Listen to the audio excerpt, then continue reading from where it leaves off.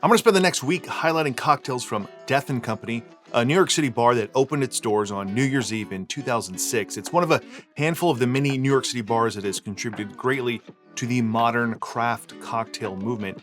In 2014, they published their first book, and it's probably my favorite modern craft or modern classical style cocktail book. It's loaded with recipes, but overall the stories, insights, and the techniques they share are some of my favorites. They have 3 books, but I'm just going to be focusing on the original book from 2014 for this week. While this may seem like a departure from the tropical and tiki cocktails you have grown familiar with, all 7 of these cocktails that I will be making this week will be made with rum. Several of the drinks I have never had, but the first one that we're going to make today is one of my favorites from the book, and it's all around just one of my favorite cocktails. The drink is called Get Lucky and was created by Scott Teague in 2013. It's like a combination of the best possible bramble with rum, and for this one you'll need blackberries, lemon juice, honey syrup, orgeat, ginger syrup, and white rum. But before we build the drink, we're going to muddle 3 blackberries into our glass. You want a glass that is about 12 to 15-ish ounces or so, nothing too large. After we muddle, we'll fill with ice and then we'll set this aside. We're gonna build the drink in a small shaker tin with 1/4 ounce of honey syrup, 1/4 ounce of orgeat, 1/4 ounce of ginger syrup,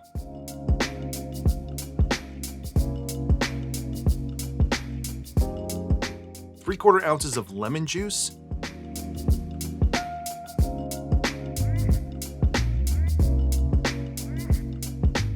and 2 ounces of Flor de Cana white rum.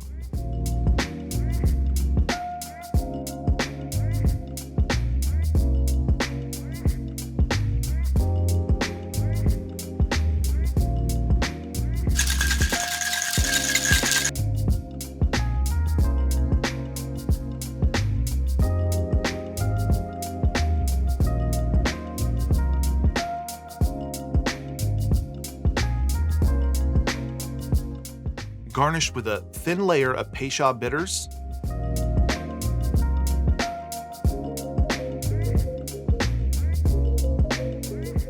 and a blackberry.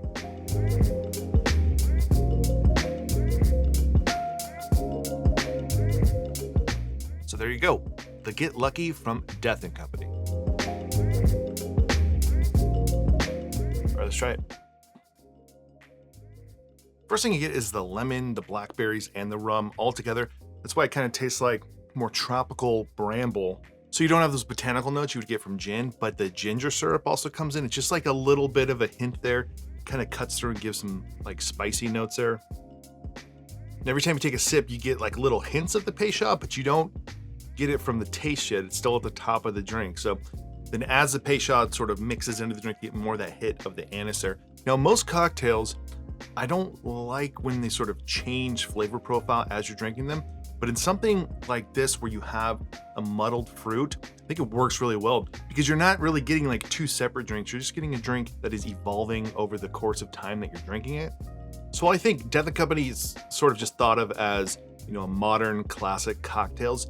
This is as tropical as you're gonna get. It's one of my favorite cocktails from the book. It's one of my favorite cocktails just in general. So if you haven't had this yet and you've got some blackberries on hand, give it a shot. All the flavors work together incredibly well to make just an outstanding and truly delicious drink.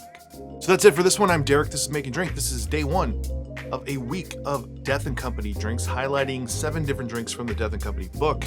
If you enjoyed this video, give it a like below. Check out the Patreon page if you haven't already. Consider subscribing to the channel. And otherwise, see you on the next one.